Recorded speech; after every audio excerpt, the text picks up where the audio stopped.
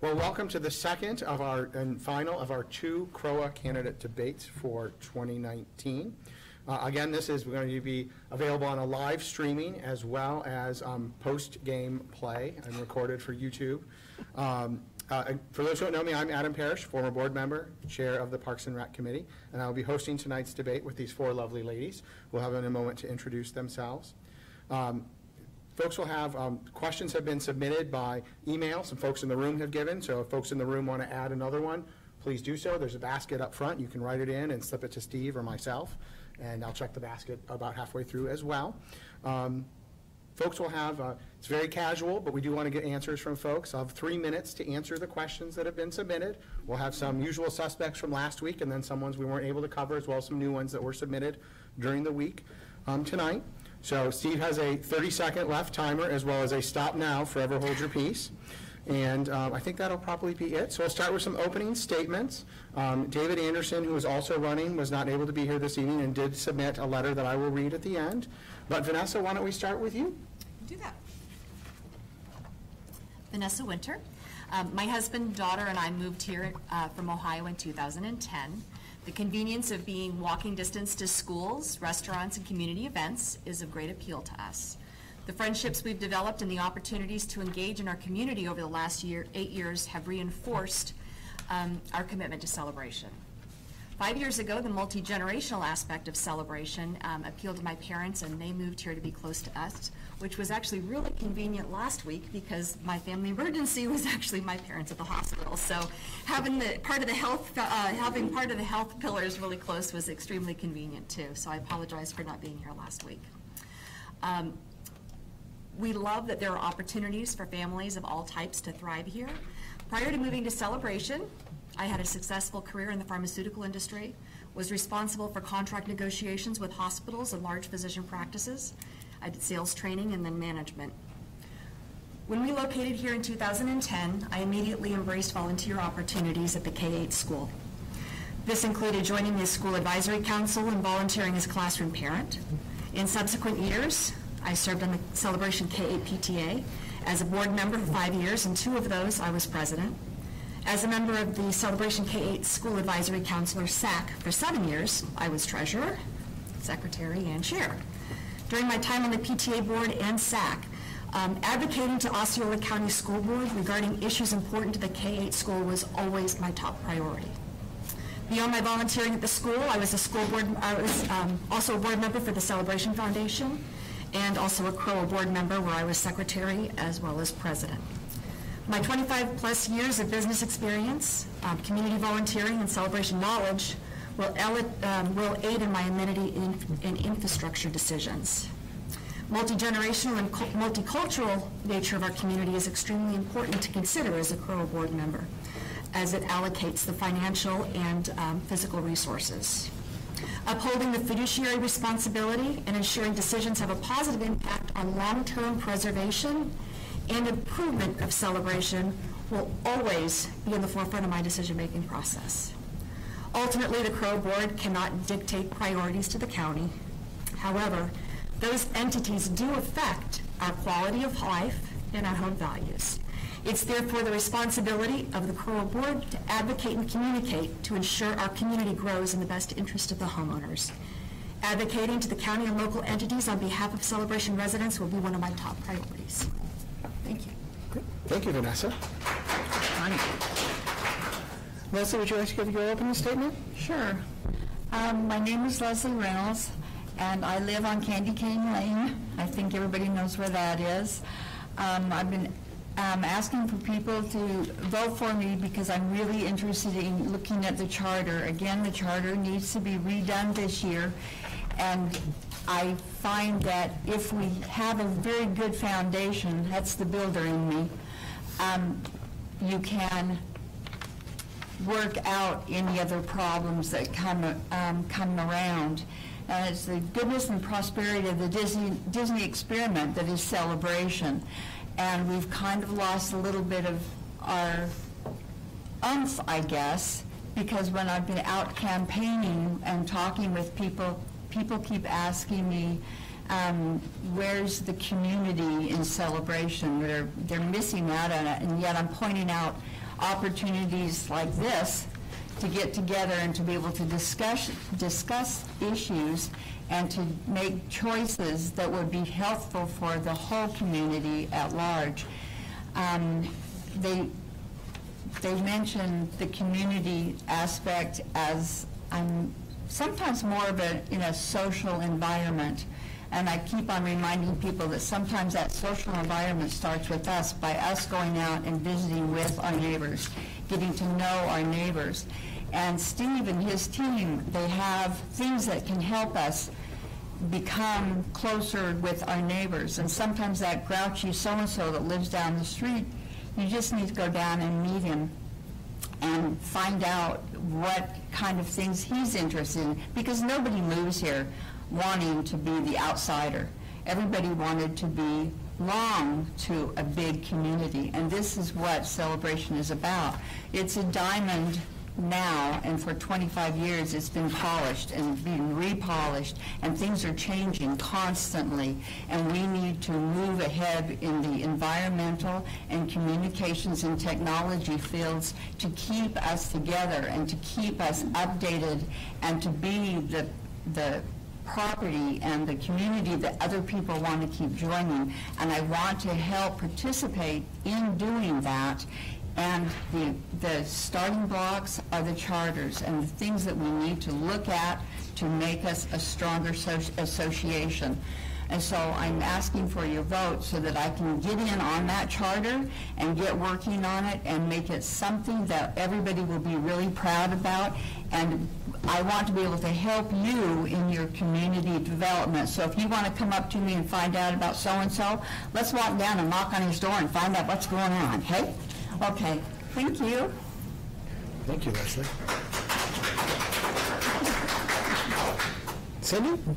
Yes. Would you like to provide your opening statement? Certainly. I'm Cindy Swisher, and again, I'd like to begin by thanking all of you who took time to come here tonight, and those of you who will watch from home. Last week, my opening statement, I just mentioned quickly that I was in banking for 28 years. I had several positions there. I was a branch manager. I was a liaison between the government entities and the bank. I would suggest products and services and kind of be their first call if they ran into problems. I worked in administration, lots of different things. I also worked here at the Homeowners Association for CCMC. I did that for about 8 years. I retired 4 years ago. Some people might call that conflict of interest. I think it's a huge benefit because for 5 of those 8 years, I was at every CROA board meeting, every workshop, every town hall meeting, every CANOA meeting, every joint committee meeting, and oddly enough, a lot of the things that they were talking about, let's say that would be 10 years ago, they're still talking about now. So hopefully I can just jump right back in. I don't need a lot of, I just need to find out what's been going on, maybe a couple, 3 years ago, fill in little gaps, and we should be good to go. Something I didn't mention last week when I was talking about my prior experience, I have a lot of experience in budgets. When I was a branch manager, I was responsible for formulating and making sure we hit our goals on a budget that was 10 times that of CROA. So I get it, budgeting.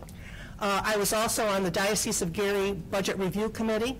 It was a committee that was hand-selected professionals by the bishop, and we met periodically to go over the diocese financials, make recommendations to him, how he should spend the diocese money, and things like that.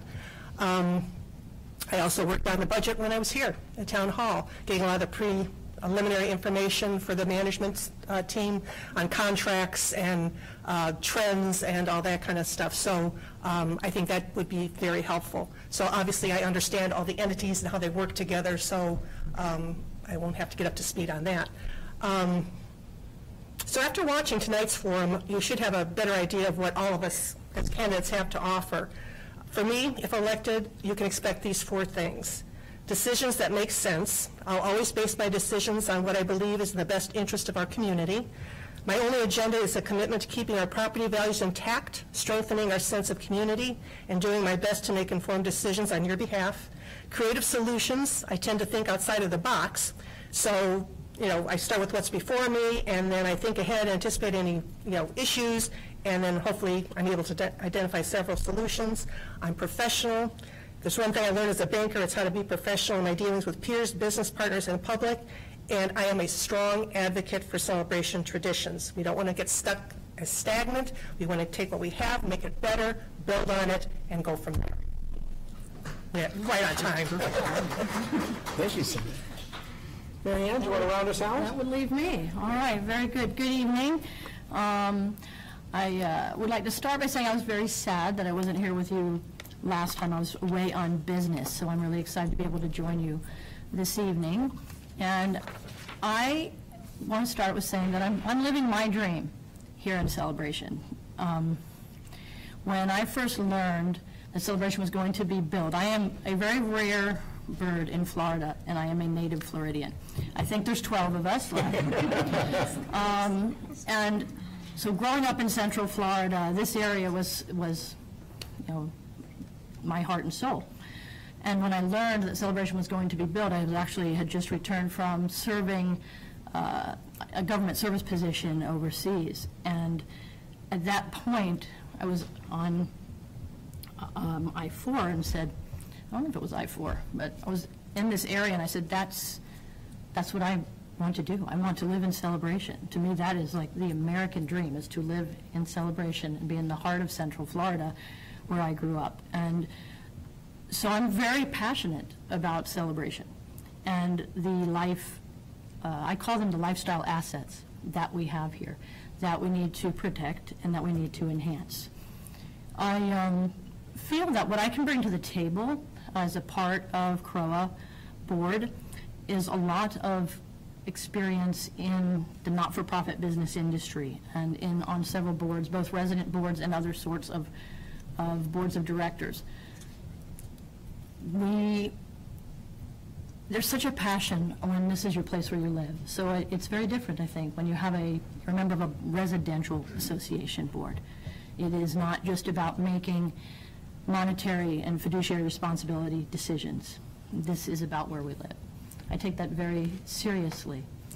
And why I chose to put my name in the hat with all these extremely qualified candidates who probably, in all honesty, know way more about the inner workings of Celebration than I do. I just really enjoy being a resident and take advantage of every moment that I can here. But I do understand business, and I do understand how charters work and the cycle of reviewing them. I understand budgets. I have, throughout my career, been an agent of positive cultural change and would love to be that. Wow. That's a fast 3 minutes. So I have business experience to bring to the table that I believe could benefit this community, and one way or the other, this is my home and I love it, and I would love to serve on this board and do a listening tour and hear what we can do to better support your desires and your needs as residents of this amazing place that is like no other. And I don't get the red sign yet, but I'm done, dude.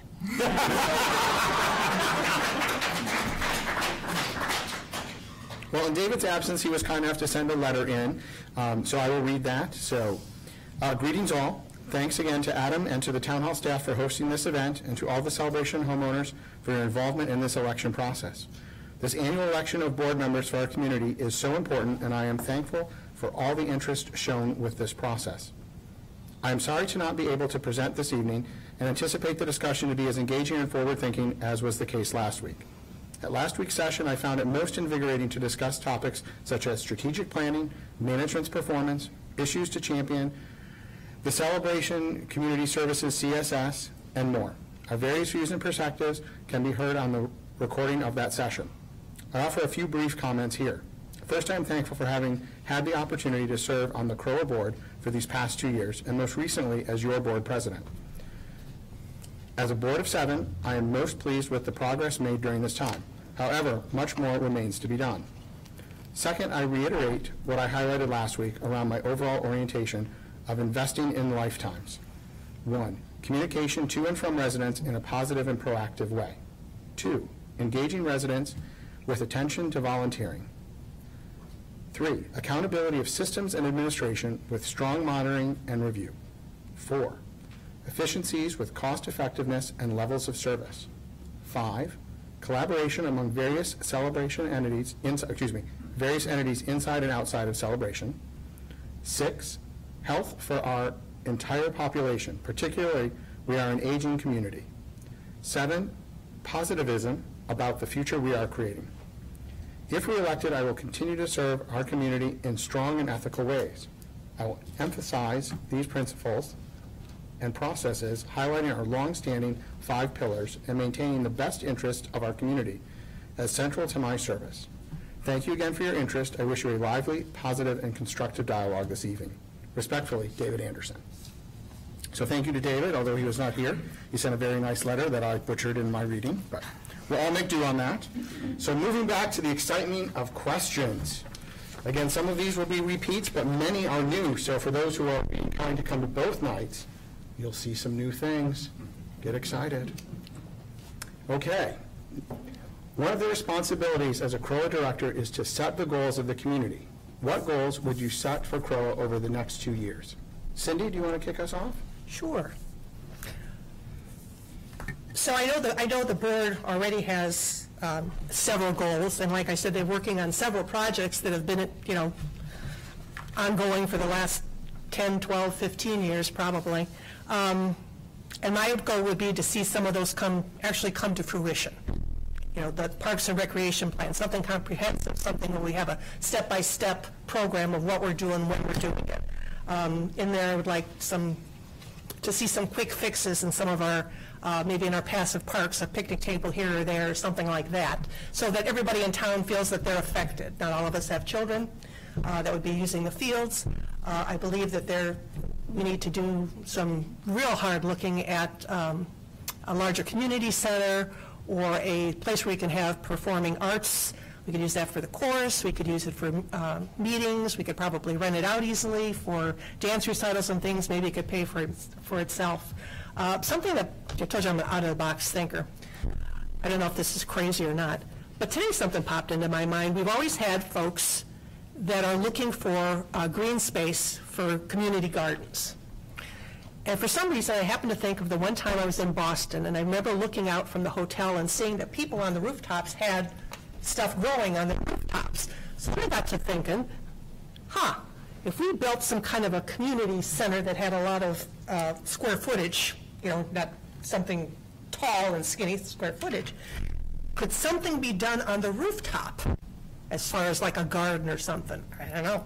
But, thinking, maybe a discussion starting with that, maybe something else would pop up, how you do when you do a brainstorming session. Say, well, we know we can't do that, but what we can do, kind of thinking out of the box. So that's what I'd like to see, some out-of-the-box thinking, some things that people have been asking for that, maybe there is a way to do it. If we just kind of really start thinking and playing around with it, and, so I'd just like to see some new and exciting things happen. Okay. Thank you, Cindy. Mary Ann, what are your thoughts on that one? All right. I'd like to start by thinking about some of the governance goals. So I think something that is timely, because the last time it was done, I believe, was 2011, based on the amended and restated, is a charter review, which was spoken of earlier. That is a very daunting undertaking.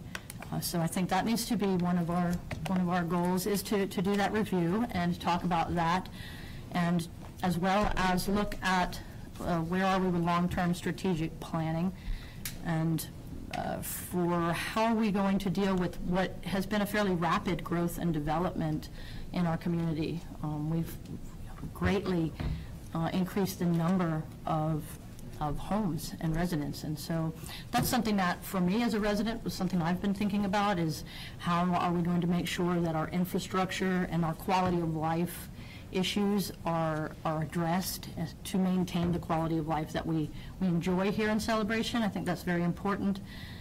The other thing is, according to my sister-in-law, we need pickleball courts. So I guess I will be putting that on the table at some point. Okay. That's why she's here watching me, to make sure I talk about that. So the other point that would be important to me is to do that listening tour that I spoke of, to gather data about what residents are thinking, so that before I could advance any more goals, I feel like I would really need to invest that time to understand what our residents are looking for from us, what we can advocate for, with health and safety and quality of life in our community being, for me, paramount objectives as we devise those goals and design them. I'm quick and to the point. You're not going to have to red sign me ever. It's like, okay, I'll put it back here. Thank you, Mary Ann. Leslie, what would you respond to? One of the responsibilities of a CROA director is to set the goals for the community. What goals would you set up for CROA over the next 2 years? Okay, as a member of the CROA board, I'm sure we're discussing a number of issues. Some of the things that have caught my attention over the past so many board meetings that I've been to and listened on was the aging community and what we need to do, because we need to be aware of the fact that we've got to replace things and we've got to work together on enhancing our opportunities. The biggest thing that I'm most interested in right now is the technology opportunities. Today I was talking to my sister on the phone and it just kept dropping, not dropping the call, but just dropping out. And I just kept on thinking, we can do this better. Somehow we can do this better, and we can get the our technology up to the G5 that's coming down the pipeline quickly. So an opportunity to find out what we can look at through all of the different technology companies that are out there, what they can offer us, what we can do as the CROA board, because we have rights to some property around the city that we don't have to go to other entities to ask them for it. And the technology towers are getting shorter and shorter and shorter. So that means that maybe we can start hiding them inside among trees and our little garden areas and things. But that's something that the board needs to look at. We need to look at costs. We need to find out what's legal about renting equipment or leasing out equipment to help us out. But I'd love to have a conversation with my sister and not have a drop call. So those are the things, the aging community and technology for the future is really important for me. Thank you. Thank you, Leslie. Vanessa, you want to round us out? Absolutely. I mentioned earlier that advocating to outside entities is something that's very important to me. I think we've accomplished a fair amount of things, both when I was on the board as also when I was in the PTA, with going to the school board, going to TCC, CDD, working together and establishing mutual goals to make sure that our celebration residents are all representative. Most importantly, as our infrastructure ages, that cohesion is going to be even more critical. We have to have an open line of communication. You can't have somebody that's going to say, I don't want to deal with this particular entity, because the reality is as soon as you cut somebody else out, they're going to cut you out too. And we have to have that mutual partnership with every community entity, including the county. The current board has carried that over as a goal. When I was on it 4 years ago, we established that as something that was important, and that has continued to be a priority to the boards. I think that's something that needs to continue. The charter it's definitely time to start reviewing that, and I know that the board has already addressed that as being something that they want to pursue for the next round of the next term. In addition, I think the communication. I'm a bit discouraged when we switched over to the new website. Our front porch is no longer a place where we communicate. We have totally removed our partners in the community from the main line of communication that they should be getting from the board of directors. Questions go on the front porch unanswered for months.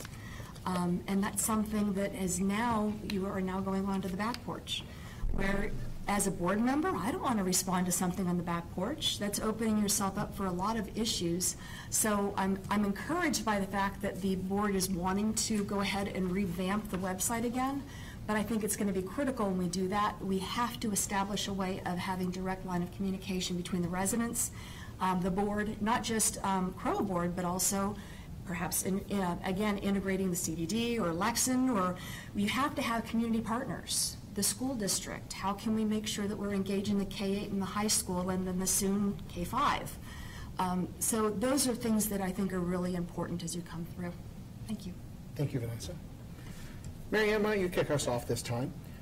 What do you feel qualifies you as a leader that should be elected to serve this community? Thanks for having me start that one. I have been in leadership in my career, in my personal life. Well, I think I came out as a leader. I was apparently bossy to my family, I don't know. But in all seriousness, I have spent 36 years in not-for-profit leadership, in the last 20 serving as a CEO of not-for-profits that improve quality of life in communities. I believe that perspective gives me something unique to bring to the board, particularly as we look at quality of life issues, which is my passion that I want to look at. I think those are critical elements and has to be underneath everything else that we do when we make decisions. How is it going to impact the quality of life in our community? And those issues may be small and they may be large, but that has to be an underpinning to everything that we decide and that we talk about. So my experience in community building, in assisting in the development of human beings, and in building companies and corporations from, I have experience taking companies from $1 million to $8 million budgets during my tenure there. So I feel that my understanding of how a not-for-profit business works, how communities work, how do they build, how do we best serve all of the varying needs in the community, that's all been a part of my career and on boards that I've served on. So, and I also bring, I think this is an important point, I'm going to be very fresh eyes on this. I have no, haven't been so deep in that I have a lot of preformed opinions on any of the matters. That's why that listening tour that I'm talking about is so very important to me, because I know I speak to my neighbors as neighbors, and so I hear things on that level. This will be an opportunity for me to contribute at a higher level than that, and still speak to my neighbors as neighbors, but take your voice to the CROA board. And as Vanessa very well put, we do need to be advocates out there with our varying community partners that influence the growth and development in our community, that influence the quality of life in our community. A gentleman was speaking with us about the speed limit on Celebration Boulevard. That's a really important issue, and it's not one we get to decide, but we have the opportunity to be a voice for you when you bring that to us. So that is why I feel that if given the opportunity, I could serve you very well and serve your voice. Thank you. Thank you, Mary Ann. Leslie? Okay. My background is being a military spouse. When you're a military spouse, which was new to me as a bride, that he gets the paycheck, but they get 2 employees. And with that, I got pushed to the forefront to have to manage a lot of things. And one of the things that happened way back when he was a company commander was a war that America wasn't planning on getting involved with, but did. And they pushed a whole lot of troops over to Kuwait and Saudi Arabia. But what they forgot to do was prepare the families to accommodate the soldier going to war. And we didn't know what to expect. We didn't know if a lot of people were not going to come home. We didn't know how to help each other out in a problem. On the military radio in Europe, the commanding general officer said, "Don't worry, families, we're going to take care of you while your spouse is off fighting a war." And a lot of people took them literally, thinking that we were going to go buy their groceries for them, and we were going to take them to their medical appointments, and we didn't plan for that. And I was literally on the ground floor on that. My husband was one of the first non-combat units to be called up and shipped off, and the families were completely at a loss. And after going through all of that, and everybody, mostly everybody coming back home, the Pentagon, I'll call it the Pentagon, sent a letter out to all the commanders' wives, captains, colonels, everybody, and said, give us an OER, give us a report card, tell us what we needed to do better. And we hit them. It was called the Army Family Team Building. And with that, myself and a whole bunch of other women got together, and we created programs that helped soldiers' families be prepared for what could happen, what was going to happen, what they needed to be prepared for. I mean, things as simple as writing checks, things as simple as when your spouse goes away, do you know where your ID card is? Do you know how to get to the commissary? Do you know how to get in touch with your company commander's wife? Do you know how to do this, this, and this? And we were surprised at how many things we learned over the years, and we kept learning for 10, 15 years, what more classes we could add. And I was at the ground floor all the time, creating classes that could help people, and that's the kind of person I am. Thank you. Thank you, Leslie. Vanessa, what do you feel qualifies you as a leader that should be elected to serve this community? I think the one thing that I've always strived to be is having problem-solving abilities. As you have people coming up to the board, they're coming up with an issue. They're coming up with a problem. 40-mile-an-hour speed limit on Celebration Boulevard. I don't feel part of the community. Spring Lake came in and they had a bunch of issues that needed to be resolved. It's the board's responsibility to become a problem solver. Management contract. Community wanted a new management contract. Those are all problems that I believe the board is here to solve.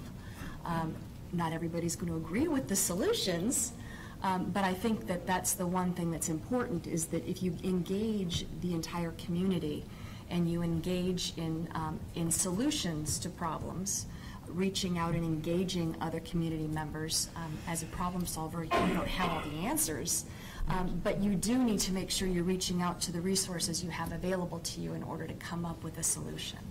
I think that's the biggest thing that I bring into the table. Great. Thank you. Cindy. So my leadership experience came actually at the bank. So one time I had 24 direct reports. I'm sure there's many of you in the room who had more people than that, but in the banking system, that was quite a few people, that were looking to you for training and support and guidance and all that stuff. I think the number one thing that made me an effective leader, and I'm not patting myself on the back, but I'm saying that because over the years, management recognized me as a good leader and someone who had a lot of talents. So, at one time we had 44 branches in our system, and at one time they had me as a branch manager interviewing every prospective part-time teller before they would go to human resources, because they knew that I hired people that were, that would work hard and would be stable and all that kind of good stuff. But anyway, back to my point. I think what worked for me is actually getting in the trenches with the tellers. If it was busy, I would go back there and roll coin. I would go back there and do, some of their grunt stuff so they could concentrate on customer service. I didn't just sit in my office and say, boy, are we busy today. I actually went there and pitched in to help. Another thing is, as a leader, you have to make hard choices.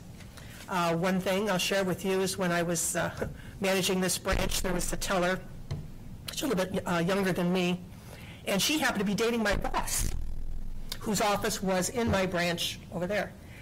And so shortly after I was there, she had a policy violation. Had to write her up for it. I looked in her file, and I could see, you know, the manager before me, the manager before that one, they were all saying, one more time, she's gone, okay? So I talked to her, put it in her file. Second, you know, a couple weeks later, again, another policy violation. You know, Patty, you know, we're going to really have to, you know, stop this. Third time, it's like, she's done.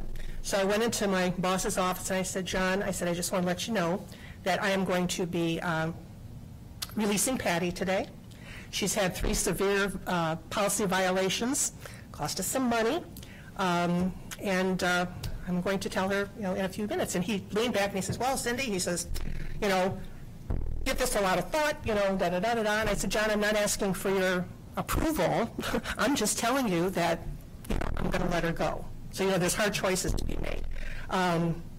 Professionalism, and you can't treat everybody the same. That goes for fellow board members, that goes for the residents. Everybody's different. You know, what works with Lila, you know, may not work with, you know, anybody else in this room. You know, you have to treat people the way you want to be treated, and you have to show them that you're willing to go that extra mile for them and lead the charge. Thank you, Cindy. So this is one of our questions of the evening that came in. One of the 5 cornerstones of celebration is place, the tangible physical buildings and spaces that create the atmosphere for social interaction. When you arrived, you might not have understood why or how these details of master planning worked, but you knew you just loved this place. A lack of understanding often promotes misguided changes to the fabric that slowly destroys the very place we now call home. If elected to the CROA board, what would you do to preserve, protect, and advance the new urbanism principles upon which celebration was founded? Vanessa, you want to kick us off? Absolutely. New urbanism is something that that has always appealed to me. I've reached out to those in the community that have always advocated on behalf of new urbanism. I think especially as we grow as a community, you have outside entities from the county coming in saying, okay, you can no longer park 2 rows of cars on this street because we can't fit our equipment through. Well, we've done it, they've been getting through, it's been fine. So how can, again, going back through and advocating on behalf of the other entities to ensure that we save our new urbanism and preserve that. I do think it's important to understand that as things change, it doesn't mean the way we did things in the past is the way we need to carry forward. I was actually speaking earlier. As we've changed things, you know, all of a sudden we've had our color palettes has evolved as new things come through. So new urbanism doesn't mean we don't evolve into different things. It means that we preserve the things and the feeling of our community that are important to us. We like having our porches and being able to reach over and say, you know, wave to your neighbor, literally, who is on the next porch over, waving across the street. See some neighbors here. Those are all things that are part of our community and the reason why we all love it here. As the community and the surrounding area evolves and grows, you have Winter Garden who's growing, you have Lake Nona who's growing, you have all these communities around us that are up and coming with all these new things. It's important we don't jump on the bandwagon to those, but it's important that we sell our new urbanism, we sell our small town community feel, and preserving our architecture and the things that we've held dear to us. Thank you. Great, thank you. Cindy? So Tim and I found celebration because I have a nephew that works for Disney. And he said, you've got to come and see, you know, what they're building here. So the first time Tim and I came here, I think the downtown area had just been finished, and there was just a sprinkling of houses here or there. And I remember almost stopping dead in my tracks on Market Street and saying, oh my God, would I love to live here. Look at this place. So that's what kind of, you know, that would kind of put the little seed in my brain, and, you know, here we are. 15 years later. the other day I had occasion to go to Winter Garden, another place that's, people are talking about, a lot of people are moving there and stuff, and I went to this property there. And it was quite nice. I was struck that they had more variation in colors to their houses, Jeffrey, than we do. They had a lot more, different kind of plants in their front yards. Lots of things on their porches and stuff, because their homeowners association doesn't have regulations to the extent that we do. And it was like, well, yes, this is nice. But then when I got back home and saw all the people that were riding their bikes and all the people that were walking, and maybe the houses are a little, if you want to say, cookie cutter-ish, because of some of the restrictions stuff. Yeah, well, okay, but there's so much else that's going on around this place than just some place to live. I do think, though, there is still a disconnect, and we've got to figure out some way to make everybody feel that they're part of the community. I think Vanessa mentioned about Spring Lake, when they, that those folks still kind of feel kind of detached. We've got to do something to bring people, to make it more of a community where everybody feels that they're a part of the same whole. So, I think we've got a little bit, maybe, I'm sure in the early days when there were fewer people, there was more of that sense of, place, but now that there's so many more people, we need to kind of bring everybody back to that tight community feel. Great, thank you, Cindy. Okay. Mary Ann? Thank you. The word that comes to mind for this question for me is balance. We have to strike that balance between protecting the lifestyle and the infrastructure that we have developed in this community, that is that sense of place, which is a very ethereal notion, actually, sense of place. You have to think about that sometimes, but also allow the positive improvements, those new things, to come in to bolster us as a community and to bolster our lifestyle.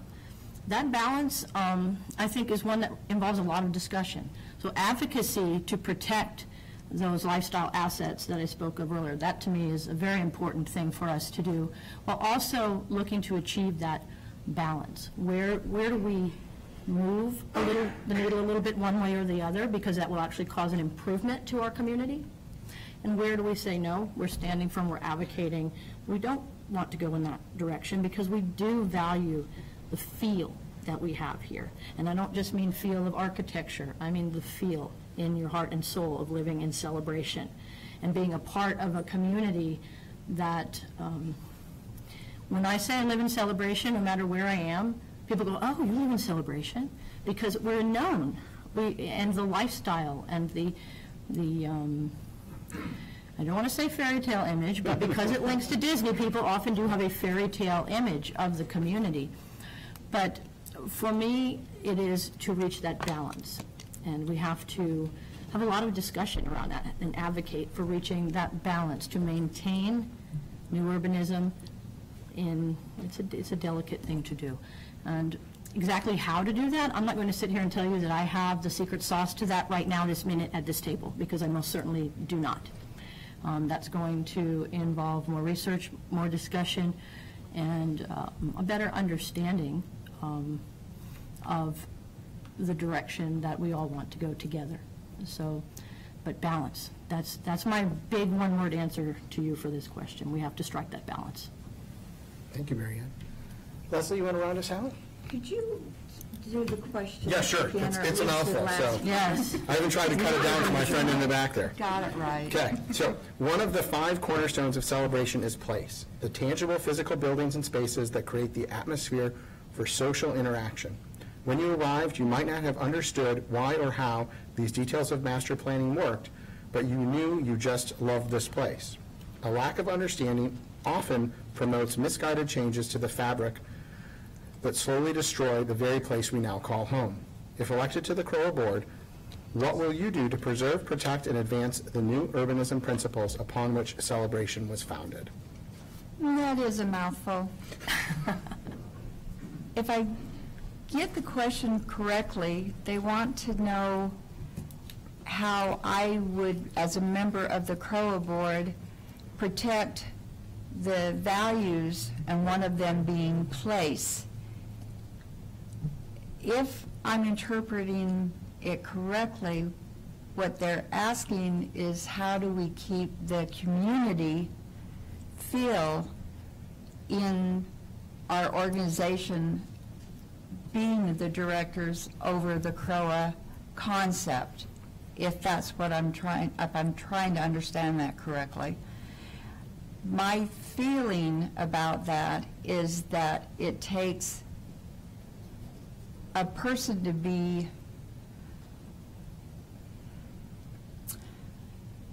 be more, I don't know, Disney-esque, maybe that's the word I'm looking for. Over at Disney, they always want to have the employees create magic. And somehow our community at large became kind of Disney-esque in the fact that we walk our dogs and we say hi to people. We don't look down at the sidewalk and we don't pretend that that person's not standing there. We talk to each other.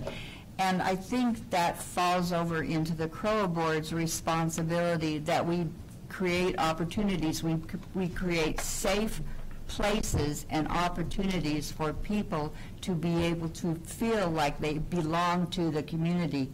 So it is part of the CROA board's responsibility, my responsibility, to protect and preserve what we have to and to create opportunities for people to enjoy living here. We don't want to burden people with a ton of laws holding them down or making them miserable. People move away when they're miserable.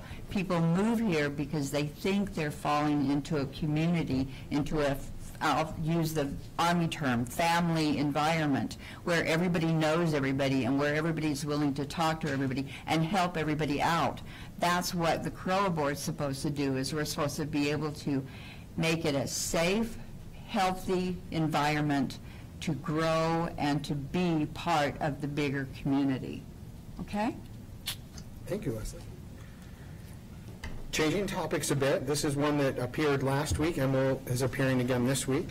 In view of the tremendous questioning on the back porch regarding the CSS, Celebration Community Services, how do you feel about an investigation to peel the onion, quote unquote? Cindy, do you want to kick us off? Oh, you wild and crazy guy, you. Yeah, that's me.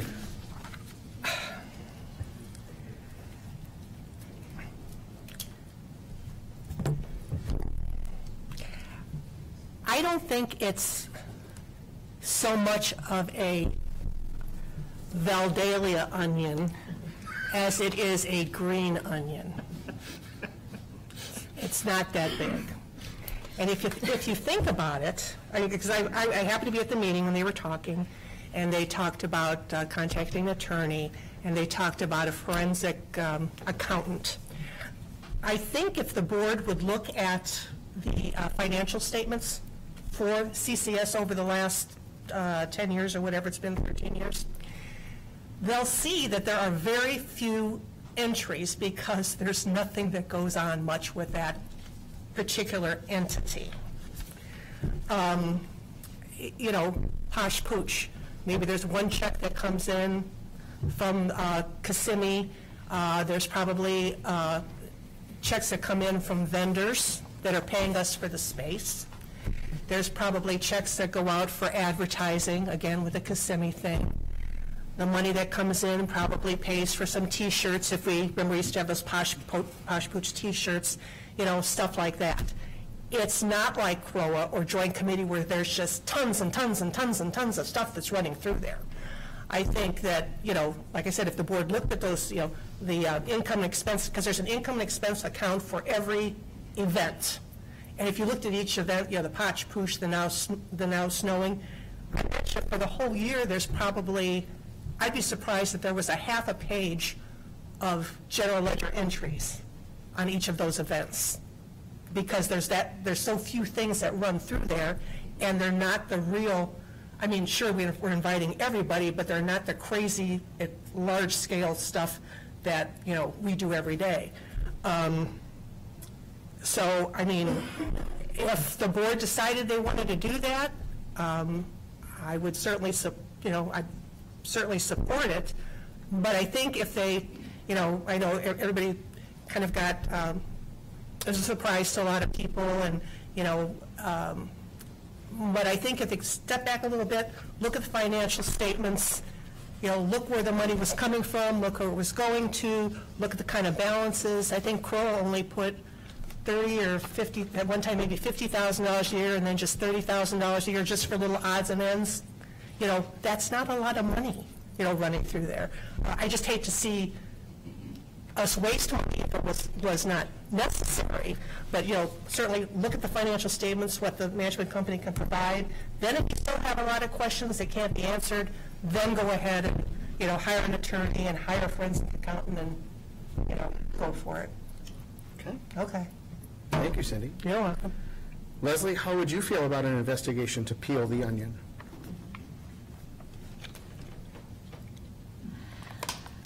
I think the CROA board's still got it in their court. And it's a discussion on the back porch. I don't get involved with discussions on the back porch. I think it needs to be left where it is until CROA can give us some more viable information about it, so that when we're asked as citizens to vote on something, we can do that. But right now, it's still a mystery. It's a treasure hunt, and I don't think we need to be involving ourselves in something that may be bigger than a monster, might be the size of an ant. Because I don't understand it. I want to find out about it, but I'm confused as to what everybody's talking about. I'm sorry. That's it. Thank you. Vanessa? Absolutely. I'm actually coming at this from a bit of an advantage in that I was actually the president for CCS when I was a president for CROA. So I'm going to dispel a couple of things. As I mentioned earlier, I don't follow the back porch. I don't do any of that. However, I've had a couple of people reach out to me saying, hey, can you please share with me what insight you have with regards to CCS? Celebration Community Services was actually instituted as a non-for-profit arm of CROA. The purpose is to try and engage outside entities, outside Osceola County, to come here to Celebration for events. It helps to bolster our downtown merchants. Those downtown merchants, when there are not people coming in here, we get a huge, as a resident, we get a huge advantage because there's nobody there. But if we don't have events to bring people from outside, we won't have businesses there. So CCS is developed to help bring outside individuals here. The money actually comes from Experience Kissimmee, which is from bed tax. So it's not even our residents that pay for that. It comes from our tourism dollars. So if anybody wants to do an investigation, that's totally up to the community and up to the board decision. I will tell you that when I was president for CCS, I had Paul Collins was our treasurer. Jack McLaughlin was also on CCS board. And as president, I happen to know, again, reaching outside of the community, I happen to know the school board members. I reached out to Tim Weishire, who was at the time, the chair for the Osceola County School Board. And then I also reached out to Mike Hartford, who was our county commission representative. So I pulled up the minutes from the meeting. It's all out there. The information's out there. There's nothing nefarious that's happened before. The money, again, does not come from residents. It doesn't. It's actually something that is from tourism dollars. That said, going forward as a board, we need to determine if that's what we want to go for. But looking back in something, at least from personal experience, I can tell you that it was totally above board, and that's where the so. I apologize if that was a little more lengthy than you wanted to hear, but please feel free to reach out to me if you have any more specific questions. Thank you. Mary Ann? What she said, no. So I think maybe at the core of that question is we need to ease residents' minds about this. And I will tell you it's really quite simple. They're a 501c4. So they have grant money coming in, and they have to expend it in accordance with the requirements of the grant. So I do not think it would be a wise use of our dollars to do hire a forensic accountant, when what we really need to do is take a look at the statement of revenue and expenditures and at the grant contracts. It's that simple. Grant says you can use the money for A and B. So let's look at the expenditures. Did we use the money for A and B? They're going to have to report back to those grantors on what they used the money for. So there will be grant reports and backup documentation for those purposes. If those things don't exist, then there might be an onion. But they would not be able to go back to that well at Experience Kissimmee or wherever else that these funds are being gotten from. And why it had to be a 501c4 is entities that are not, the businesses, or you can't ask for grant money. You don't have the right to do charitable solicitation of that nature.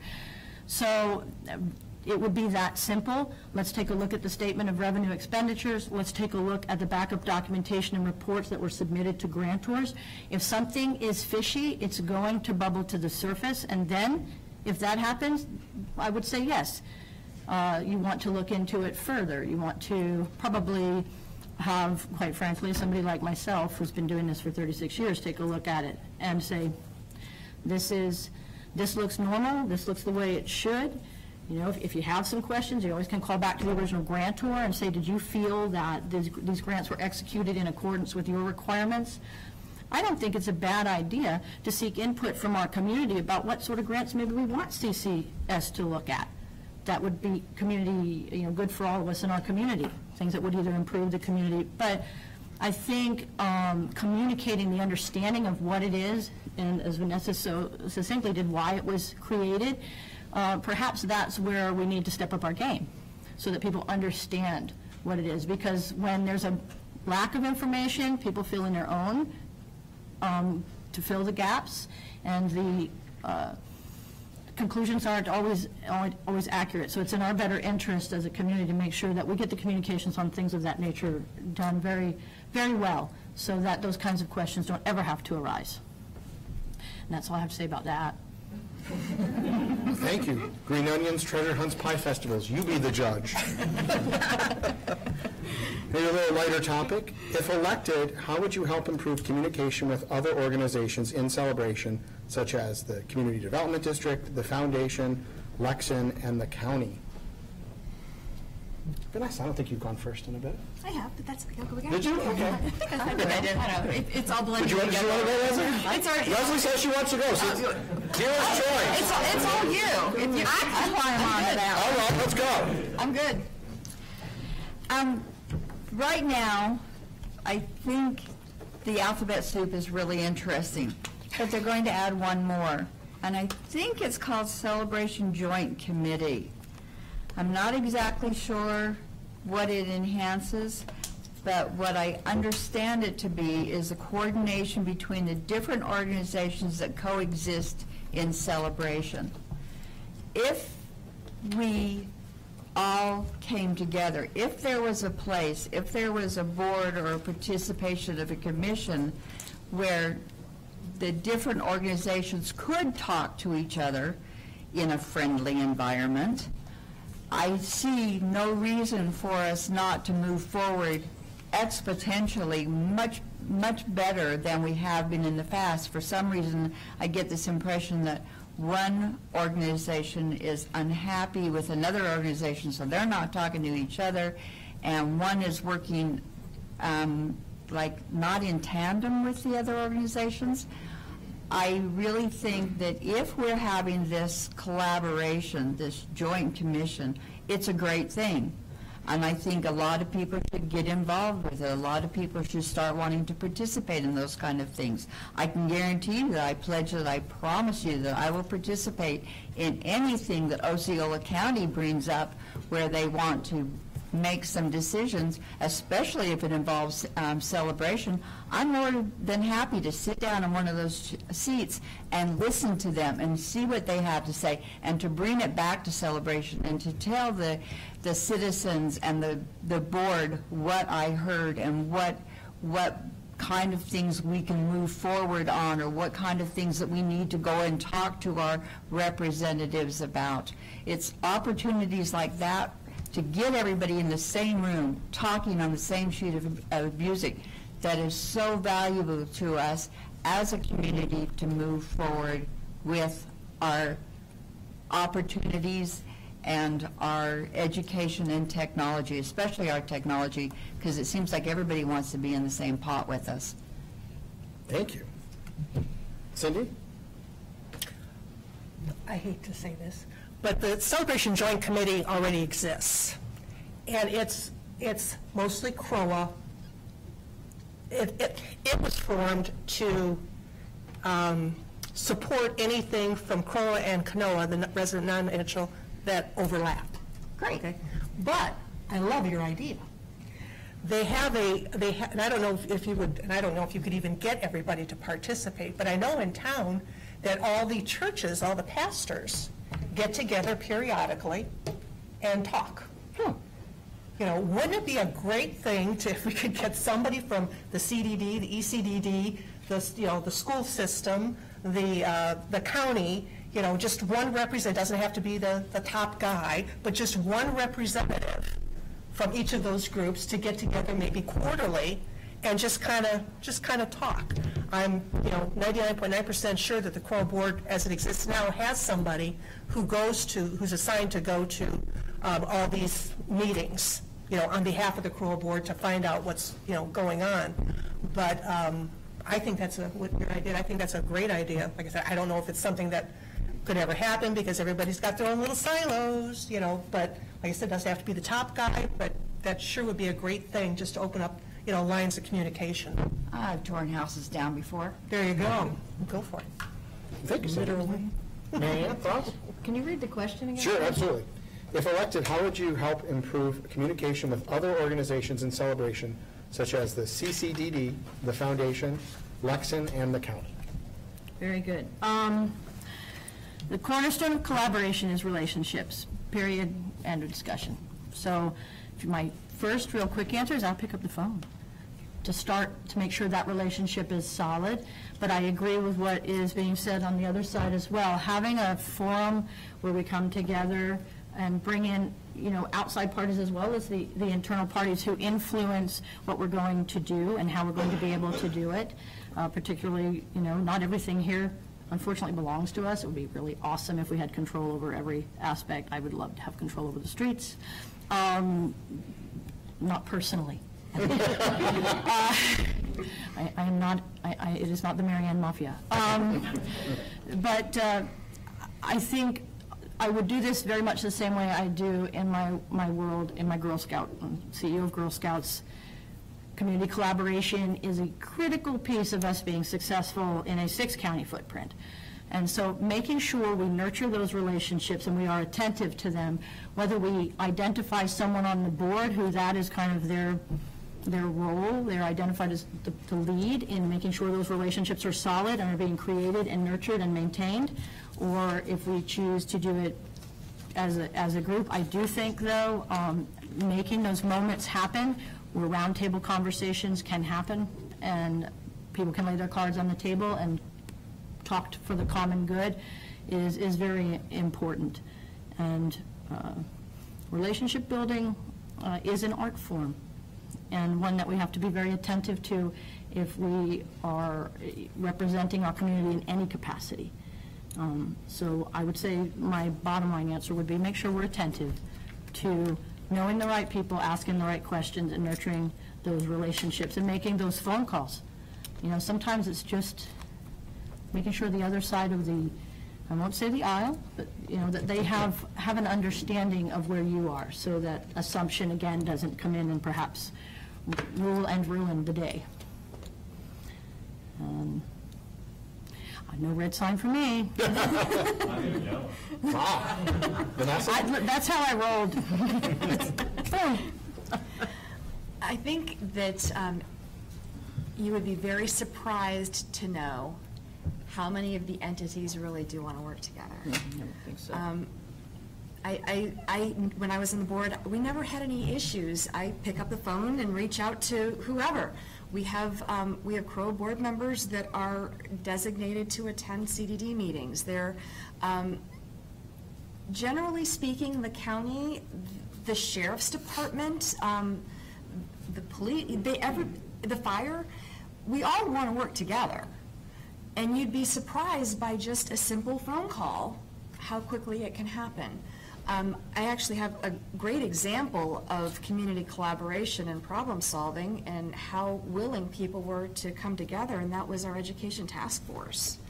I thought that was a prime example of getting stakeholders involved in a negotiation. It was all broadcasted, it was all totally transparent, but we had CDD at the table, we had the school board members at the table, we also had specifically decision makers that were at the table from the school district. When you set a priority of a problem, of solving a problem, and you get everybody together, it's in everybody's best interest to come up with a solution that is beneficial to everyone. And I think, generally speaking, when you reach out, they want to engage. Thank you. Great, thank you. So many questions, so little time. Kind of rounding out some of our audience requests. What do you think of the new neighborhood development by Mattamy Homes? What amenities would you like to see? How do you see CROA fitting into this development? Mary Ann, why don't you kick us off? I don't know anything about that. Putting that on the table, I mean, I would have to learn about that before I could answer this question with any sort of truth, honesty, and clarity, and anything that would make sense. That's something that I have to learn about. So I really am not going to get a red sign this time. Oh, there were more. Oh, there were lots of people that filled in. Oh, wow, we got the lightning round. But I'll do a listening tour on it. Wow. Last week there were none. I just want to point that out. Pass the You better get cracking. I know, with our lightning round time. Cindy, go. I probably don't really have an opinion on what's there. I understand that there's going to be some shops. You know, I'm not a shopper, so, you know, and I tend to eat outside of town for the most part. I imagine they'll have a pool. That'd be a great place for pickleball courts, if we can't find a place in town. But I mean, I'm sure that there's things on the, I was at the Parks and Recreation Town Hall meeting that they had about a month ago. And boy, this guy showed some, everything that he showed, new and innovative amenities. It was like, we can have one of those. We can have one of those. Oh, that would be great. I mean, every single one of them. But in reality, we don't have the space here, but hopefully there, maybe they could, have some newer, more innovative amenities. That would be my only thought on that. And a pickleball court, because you can't have too many of those. Okay, that's it. Wow, okay, goodness. Limited pickleball courts, no, just kidding. Leslie, Mattamy Homes, any thoughts? Shopping was 60,000 square feet. Their first open gate, they're looking for 1,000 units, I think, or was it 600 units? Around the downtown district, sort of the same way that Celebration developed. We developed small community by small community. I think North Village started first, and then the shopping district was created, and then the houses grew from outside of that. We have 14 restaurants in a 2-block area, if anybody's ever cared to count them. We also have a whole bunch of new properties opening up on the outside, the Tea Room, Arby's, Chipotle's, Dunkin' Donuts, all of those places. What they're going to be able to do a mile away from our high school, farther out, is develop another community. Why not? We're growing. I want to see what Mattamy Homes still has to offer. They still need to give us more information, but that's what I know right now. Thank you. Okay, thank you. Vanessa, I think you're the last one on this one, right? It is. Okay. From my understanding, they already have, on the CROA board, they already have some members that are engaging in the talks and engaging Mattamy Homes and different needs within CROA. Right now, they're in the middle of doing several surveys, they meaning CROA, trying to figure out, make sure that they're doing their due diligence to make sure that the amenities that we are not able to complete on the civic corridor, making sure that if we can't do them there, let's see if we can advocate and get them to develop it out of Mattamy area in Island Village. For those that don't know, Island Village is actually, Mattamy is the developer for that, or the builder. So what's important to recognize is we can't choose what's going there. We don't have any, as CROA board, I go back to that whole advocate. That's going to be the number one thing that the CROA board needs to be doing is advocating. We have to sell reasons to put new things over there. I know at one point in time we don't have an Olympic pool. Right now the school uses here. So at one point in time we talked about putting a larger pool out there so you actually could do laps for high school. So there's lots of different things that we could advocate for, but right now we're in the middle of trying to figure out what else we need, what else the community is demanding. And until we actually figure out what the ultimate need is for the community, which they're in the middle of doing right now, they just had a big meeting to try and come up with some ideas. Once that happens, that's when you go back to Mattamy and advocate for it. But I think my understanding is the board is actively doing the research now to find out what is needed over there. So I don't know that we really have the answer, and hopefully we will this year. Thank you. Thank you. Lots in the lightning round. What is your favorite movie and why? We'll just skip that one. But thank you. Yeah, I think we probably should. Let's shorten it to 2 minutes. We'll try to get 2 more of these really good questions that folks wrote in. So the first one is, as a board member, how would you go about determining how the majority of homeowners in Celebration feel about an issue? And if your views are different from the majority, how would you vote and why? Leslie, you did the last one, didn't you? Yes. Okay, Cindy? Well, figuring out what the majority of unit owners want, I can't imagine, I don't know how we could do that, to get a true, because let's see, when I worked here, there was 4,060 units, they put another 300 in Spring Lake, so it's 4,400 unit owners. So to get the majority, that would be 2,200 folks, roughly. I don't know how we could ever get 2,200 folks to respond on anything. So, I mean, no matter how, we could do surveys. We've tried surveys sent to the home. We've tried surveys that used to pop up on the Friday Flash. A lot of them were just silly, but a lot of them asked, questions that we were looking for input in. It'd be difficult. We've had town hall meetings. A couple of years ago, the board was going to each village monthly, bi-monthly, something, and they would invite people to come out and ask questions.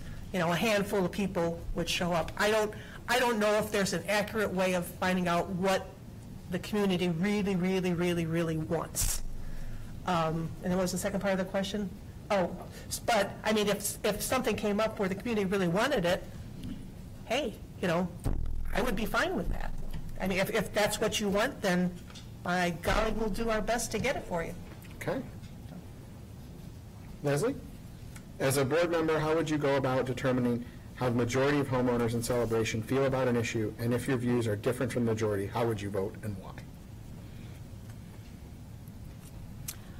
One, I've never been shy about walking up to people and talking to them and finding out what their interests are, what their issues are, so that I could put together programs that reflected what their needs were and how we as a group could meet those needs in the military. I think it's similar here. We as CROA board members would have to be and are visible. We're out there and we're talking with people. We're trying to find out what their needs are, and we're trying to meet them. Going to different opportunities. I like to have parties, and I like to hear what people have to say, and I like to create projects out of what is said at the parties, and that's how I roll. Thank you. Vanessa?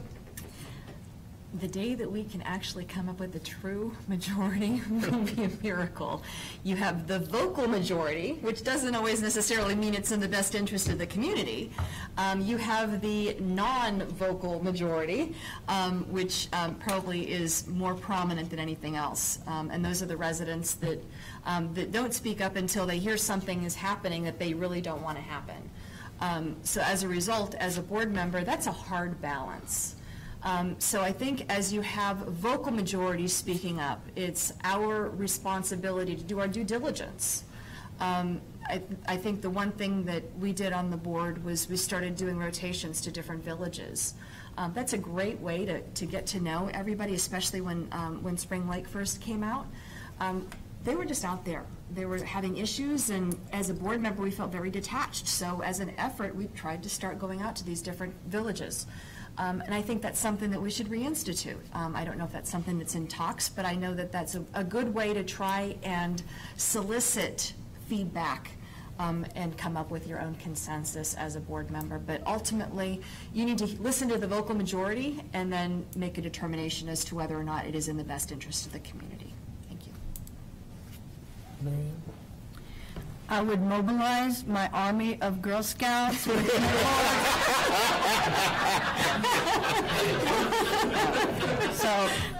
seriously, I have 2 minutes, stop laughing.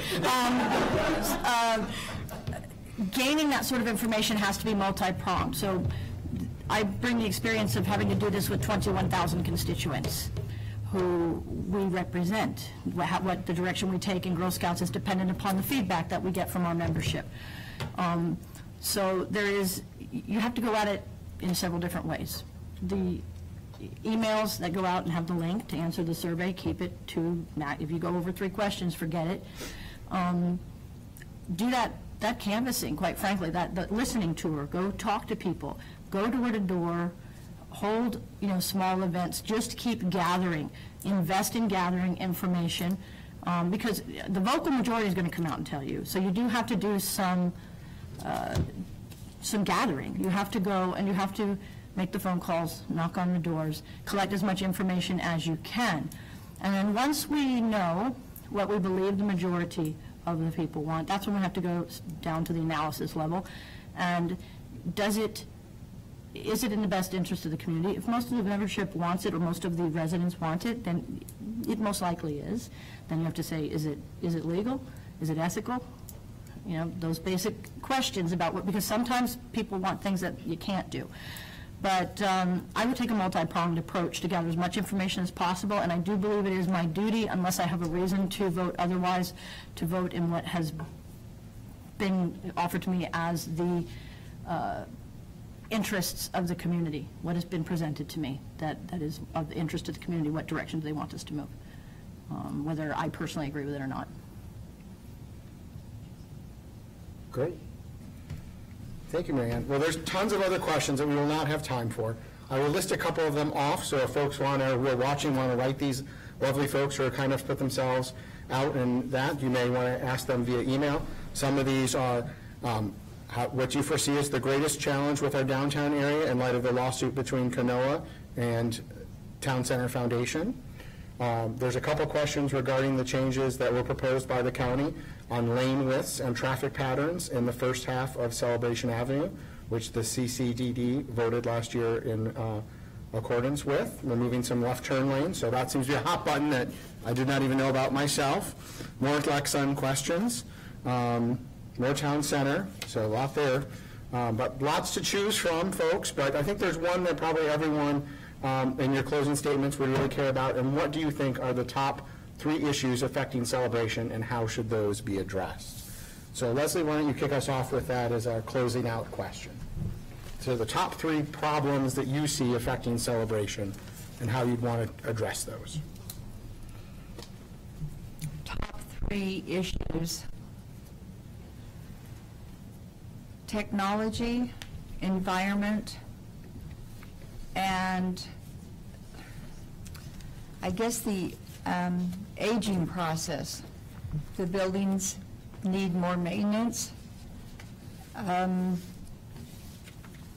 The technology is a matter of looking forward and seeing where we can improve and who we can do business with that will help move us forward. The environment would be, we're recycling. We're all getting pretty good at recycling things, but there's more in the environment. We need to look at our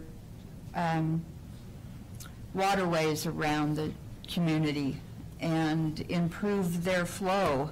Some of our ponds are getting a little thick, and we all know that it's not fun to lose a ball inside the lake. So those are something that we need to look at, how we can improve our environment.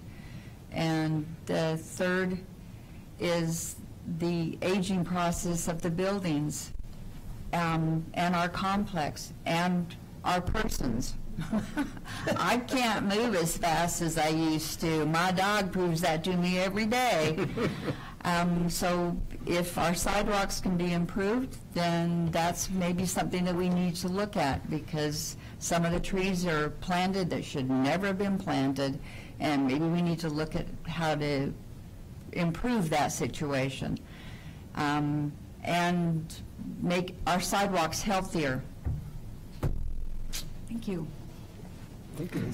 Cindy? I talked about it last week, and I think I talked about it earlier today, but somehow we need to figure a way to saturate the town with communication, so people don't feel left out, so they know what's going on, so there aren't any surprises.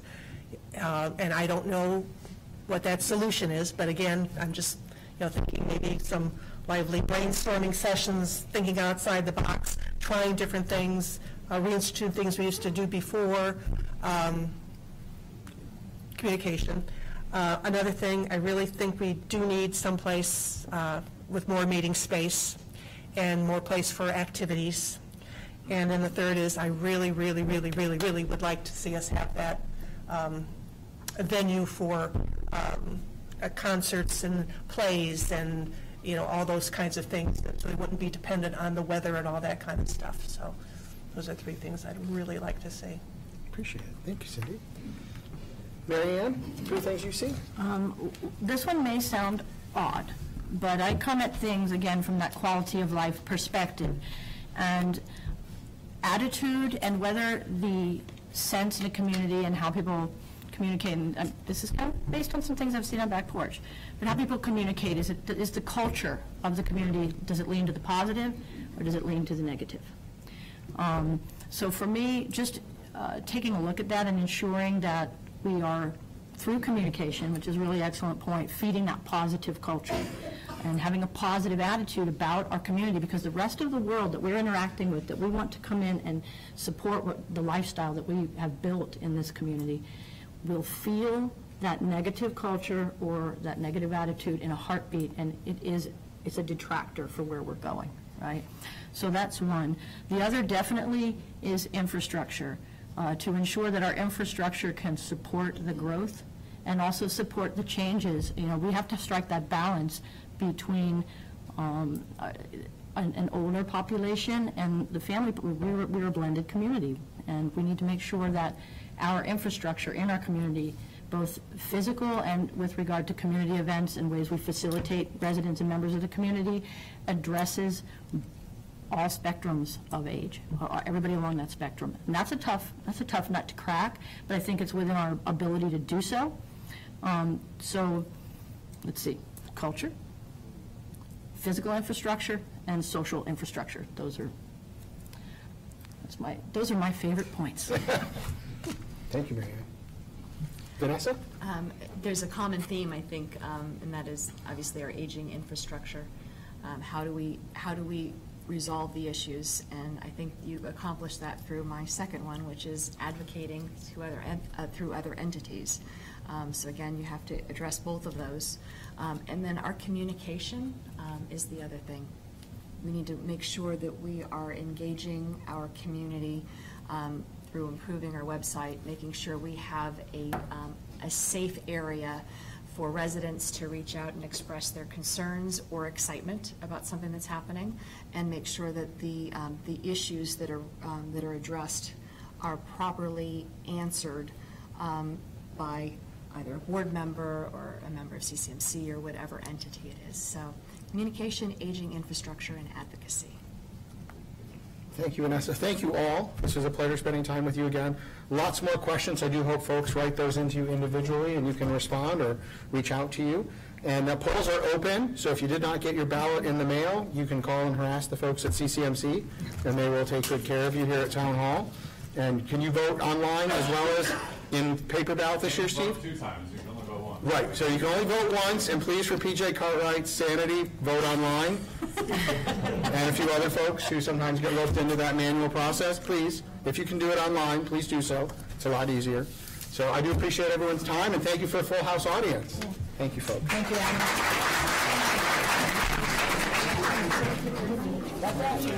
Adam.